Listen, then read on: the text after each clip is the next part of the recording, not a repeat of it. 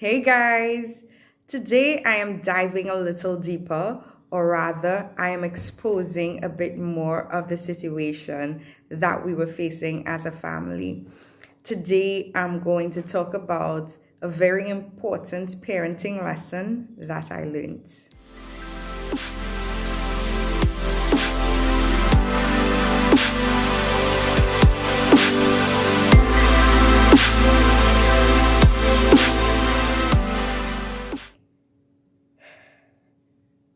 Well, my brother entered a relationship with a young lady.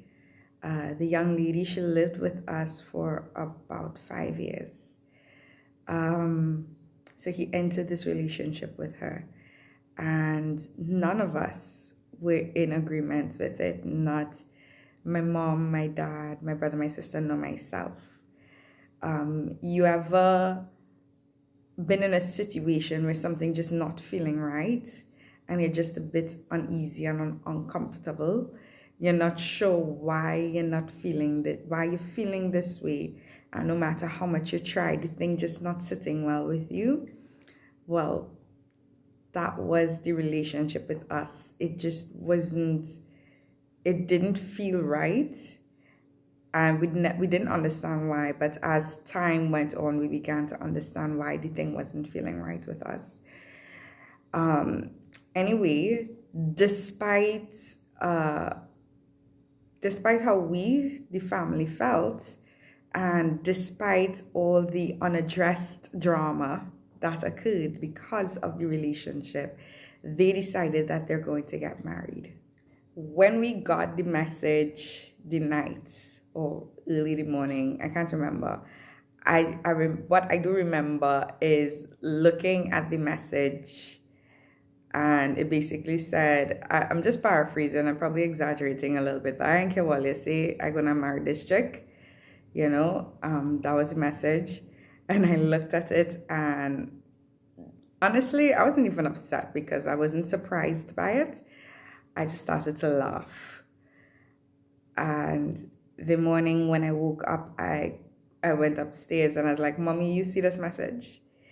And when Daddy came down, I said to my father, I was like, Dad, how do you feel about this thing that happened?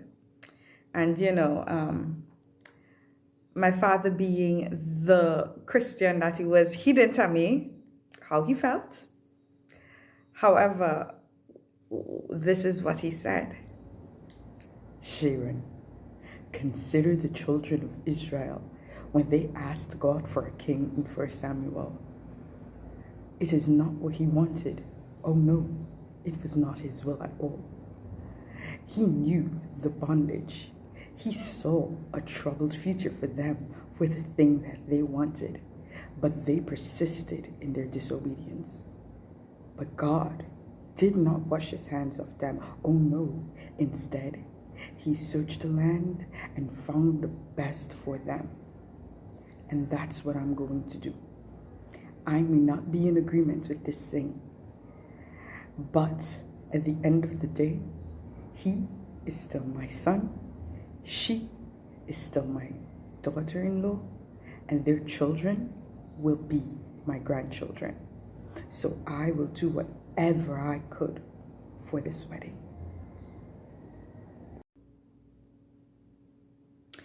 To this day, I have no idea how my father felt, but darn it, he gave a good answer.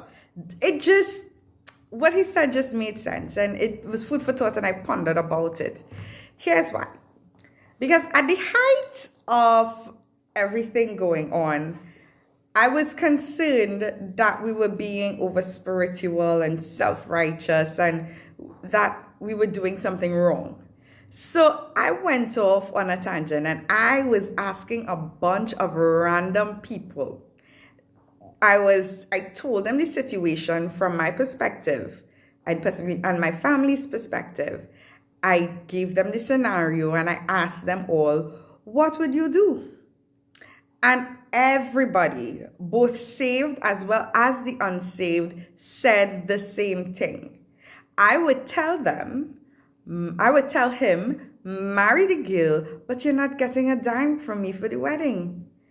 And I was like, that's what I was saying, Dread, because I had gotten exasperated and I was very fed up and I just wanted this thing to wrap up. Marry, don't marry, I don't give a damn. I just wanted this thing to finish. Now, here comes my father with a whole different perspective, a godly perspective on parenting. So you have God the Father allowing his child, Israel, to marry the woman, which is have a king. And he didn't say, well, I'm not giving you money, boo. He didn't say, I'm washing my hand of you. You do you, because I just tell all of what happening and all you still want to do all your own thing. You do you. Don't come back to me crying. He did not say that. Instead, what he did is he warned them. And when they made the decision to still do their own thing, he was a part of the process of trying to get the best for them in the midst of them going their own way and doing their thing that was against his will. And I'm like, you know what, God? Thank you that you're not like me and you don't parent like me, because as far as I was concerned, with everything my brother put us through, you're cut off. I'm thinking we can live without an arm. We don't got to live with you. But that would not be the example of parenting that God give at all. You see, the thing is, right, after God gave his warning and everything, they're going to have to deal with the consequences of their actions and of the choice that they made. But God would still be there. And as parents, that's the thing. Even though your kids refuse to obey or to take your very experienced and wise advice, you are still going to have to be there with them. Parenting is hard, especially with teenagers and with adults who, because they've went to school, have formed a lot of opinions and they think they're always right. I was one of them. Daddy will probably still am, huh? Anyway, so it's difficult, and it's you would think that it's kind of hard to parent these kids that they just refuse to hear or listen to anything that you have to say. So you just, because you're feeling like you're losing control, so you just want to wash your hands of them and say, listen, to the bush with you, do whatever you want. Don't come back here crying when you go through your crap. But that's not the example of fatherhood that God has set. Instead, he warns you, then leave you up to your devices, and when you come back crying, he will still comfort you. Ain't God wonderful? Here is my stance, and this is what I'm hoping that I will have the presence of mind to do as a parent whenever I have kids that behave in a manner that's absolutely ridiculous. Based on the example that my parents set, as well as the example set by God in the Bible a lot with the children of Israel, what I would do is I will have a conversation with my kids. And in the conversation, they will know, one, where I stand on the matter, whether I agree or I disagree about whatever it is that they're doing. Two, I'd warn them and let them know of the potential consequences of their behavior, their attitude, their habits, their decisions. I will warn them. Three, I will also let them know how all of those things, their habits, behavior, attitude, etc., how all of those things are affecting their community, how it's affecting their family, how it's affecting their friends, and I dare say sometimes how it's affecting their church members, or even sometimes their co-workers. Because what they do, what your kids do, it's not in a bubble. It affects people and it spans out. And the truth is, it can negatively affect their ministry. So when I do all of that, now I know that there are those kids, in having a discussion like that, they will try to do better. And I'll say, thank God for that kid. And then there are the kids that won't even care. I guess I'll have to say thank God for that kid too, huh? But yeah, there are the kids that won't care. They just want what they want, and they do not care who they cross on or what things they've burnt on the way to get there, to get to their destination, the one that they had in their head. And you know what? You really can't do anything about it, because it is their life, and they will have to answer to God for their life. All you can do as a parent, and all I hope to do as a parent, is to sit and wait till they come to their senses, and to embrace them when all the crap is going down, when consequences are being dealt with, when they now have to face the music. I'll be there holding your hand as the orchestra plays.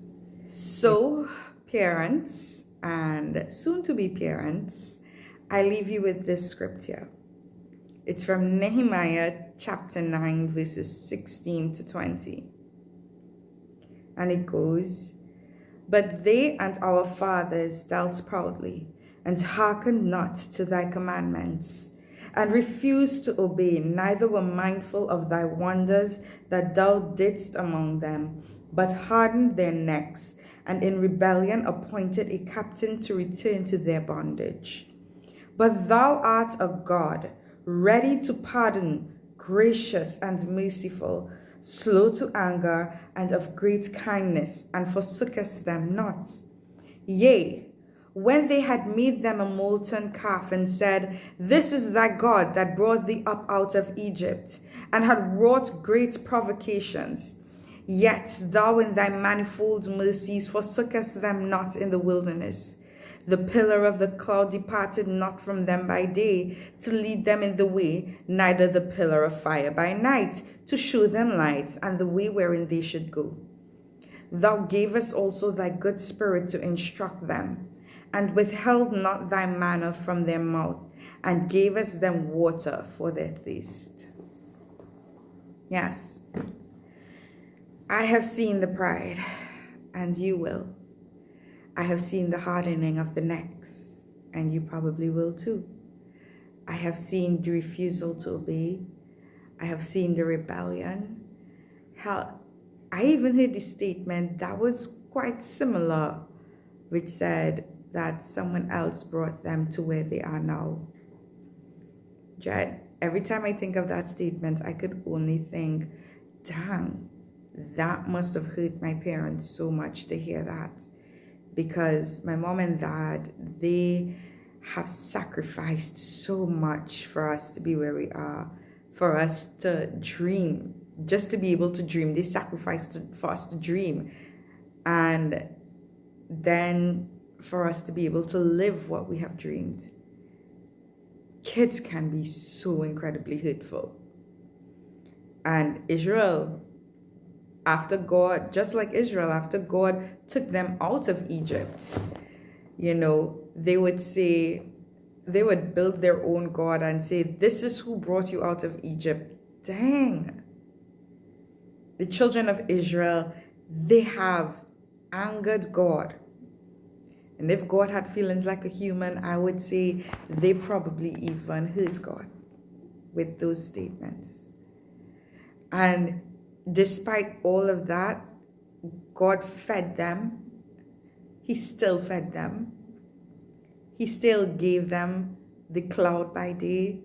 He gave them the fire by night. He still gave them thing to drink, and he still showed them the way to go to the promised land, despite them being a hard-necked, rebellious bunch of children. And so that is what some of y'all gonna face with your kids. Probably even me too, with my kids.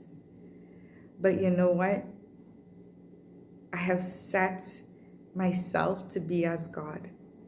And I urge you to do just like God. The very wonderful example of fatherhood, which is, despite everything that they did, I urge you all to be gracious and merciful, slow to anger, of great kindness, and forsake not your kids.